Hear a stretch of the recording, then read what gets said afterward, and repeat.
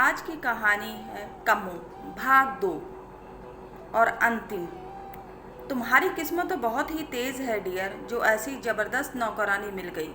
एकदम हीरोइन लगती है। अगर मैं तुम्हारी जगह होता तो ऐसी मस्त नौकरानी से खूब मज़े लेता। अरे भाई, हमारे पास रुपए पैसे की कमी नहीं है।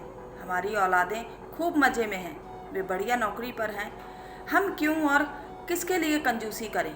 हमें भी तो अपनी बाकी ज़िंदगी हंसी खुशी और मज़े में गुजारनी चाहिए। राजेश ने कोई जवाब नहीं दिया। कुछ देर बाद कम्मो चाय के खाली बर्तन उठाने आई तो मदनलाल उसकी तरफ एकटक देखता रहा। अच्छा राजेश डियर, मैं चलता हूँ। 1 घंटे बाद मदनलाल बोला, वापस दिल्ली कब जाना है? शाम को ही लौट जाऊँगा। अगर तुम रात को कम्मो को यहीं रोक सको तो मैं भी रुक जाऊँगा। यार, लगता है कि तुम मेरी नौकरानी को भगा कर ही रहोगे या तुम्हें छोड़कर कहीं नहीं जाएगी, क्योंकि तुम जैसे इंसान बहुत कम हैं जो किसी की मजबूरी का फ़ायदा नहीं उठाते। यह भी हो सकता है कि यह किसी दिन तुम्हारी मजबूरी का फ़ायदा उठा ले। वह कैसे, मैं क्या बताऊं? यह तो समय ही बताएगा, मदनलाल ने कहा और हंसते हुए राजेश से विदा ली।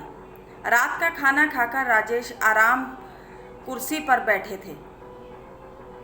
उनके दिमाग में मदनलाल की बातें घूमने लगी। उनकी आंखों के सामने कम्मो का हंसता मुस्कुराता चेहरा, गदराया बदन, ब्लाउज से बाहर निकलते उभार आने लगे। दिल और दिमाग में अजीब सी बेचैनी होने लगी। वे आराम कुर्सी पर सिर पकड़कर बैठ गए। कुछ देर बाद कम्मो ने कमरे में आकर कहा, क्या हुआ बाबूजी? लगता है आपकी तबीयत खराब है, सिर में दर्द हो रहा है। राजेश ने झूठ बोल दिया, मैं आपका सिर दबा देती हूँ, आप बिस्तर पर लेट जाइए, माथे पर बाम भी लगा देती हूँ। राजेश बिस्तर पर लेट गए। कम्मो ने उनके माथे पर बाम लगाते हुए कहा, बाबूजी, यह सिरदर्द ज़्यादा सोचने से होता है, आप ज़्यादा ना सोचा कीजिए। भला आपको क्या कमी है? आपको किस बात की चिंता है? फिर इतना क्यों सोचते हैं आप? राजेश के एक हाथ की उंगलियां कम्मो की कमर पर चलने लगी। बाबूजी, यह क्या कर रहे हैं आप? कम्मो ने राजेश की ओर देखते हुए कहा, कुछ नहीं कम्मो, आज मन बहुत बेचैन हो गया है। राजेश ने धड़कते दिल से कम्मो को अपनी ओर खींच लिया। कम्मो ने मना नहीं किया। कुछ देर बाद कम्मो ने कमरे से बाहर निकलते हुए कहा, अच्छा बाबूजी, अब मैं चलती हूँ। ठीक है, जाओ, राजेश ने कहा और बिस्तर पर लेटे लेटे वे बहुत देर तक उन पलों के बारे में सोचते रहे जो अभी कम्मो के साथ बिताए थे। सुबह कम्मो आई तो एकदम नॉर्मल थी। रात की घटना की कोई नाराज़गी उसके चेहरे पर ना थी। यह देख राजेश को तसल्ली हुई कि कम्मो नाराज़ नहीं है। एक रात कम्मो ने घर जाने से पहले राजेश के पास आकर कहा, बाबूजी, आपसे एक बात कहनी थी। हाँ हाँ, कहो। पहले यह बताइए कि आपकी तबीयत तो ठीक है ना? कहो तो आपका सिर दबा दूं? कम्मो ने राजेश की ओर देखा। राजेश ने उसे अपनी तरफ खींच लिया। कुछ देर बाद कम्मो बिस्तर से उठकर जाने लगी तो राजेश ने पूछा, तुम कुछ कह रही थी ना?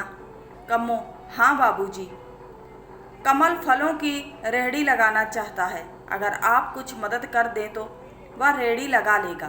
कितने रुपए में लग जाएगी रेहड़ी? तकरीबन 15,000 रुपये। ठीक है, कल ले जाना रुपए। बाबूजी, आप बहुत अच्छे इंसान हैं, कम्मो ने कहा और मुस्कुराते हुए चली गई। 1 महीने बाद काम करते करते कम्मो को अचानक उल्टी हो गई। राजेश ने कम्मो को बुलाकर पूछा, क्या बात है कम्मो, तबीयत तो ठीक है ना? बाबूजी, लगता है कि मैं पेट से हो गई हूँ, मुझे महीना भी नहीं हुआ है। तुम डॉक्टर से चेकअप कराओ। शाम को नर्सिंग होम में चली जाना। नर्सिंग होम से सीधे अपने घर पहुँच जाना। मुझे मोबाइल पर बता देना जैसा भी डॉक्टर बताता है। रात को राजेश को कम्मो ने सूचना दे दी कि वह पेट से हो गई है। अगले दिन सुबह जब कम्मो काम करने आई तो राजेश ने उसे अपने कमरे में बुलाया।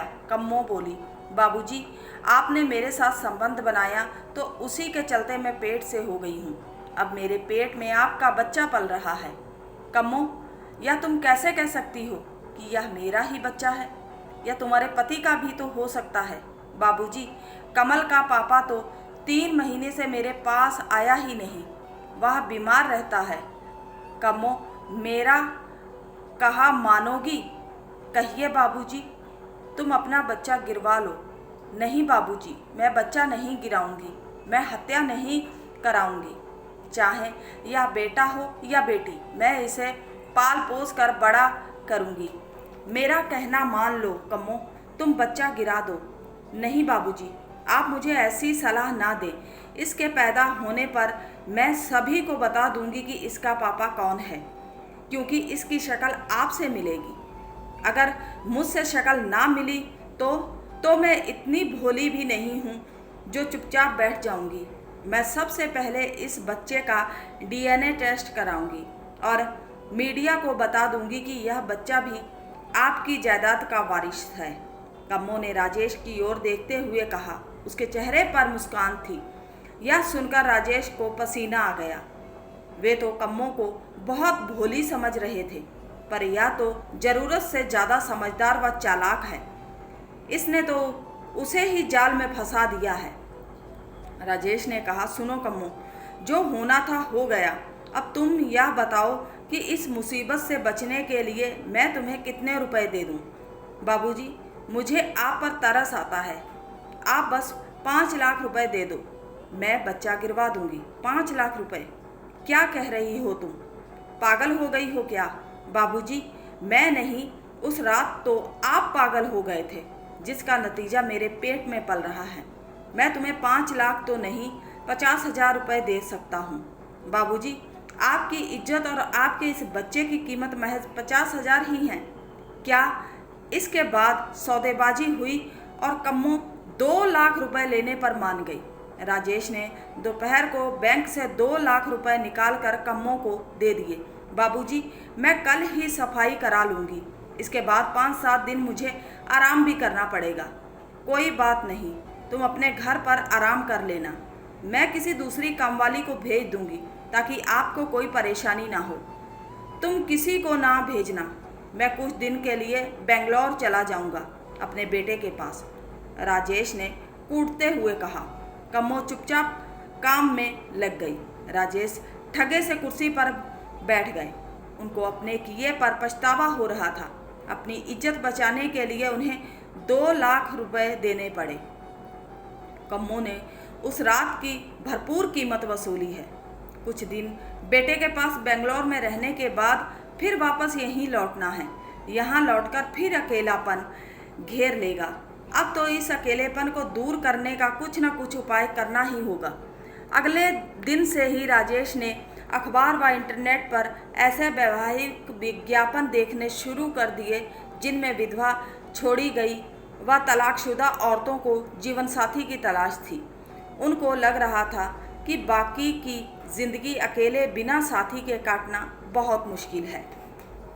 उम्मीद करते हैं कि आज की कहानी अच्छी लगी होगी। अच्छी लगी है तो सपोर्ट कीजिए। मिलते हैं किसी नई कहानी के साथ, तब तक के लिए बाय।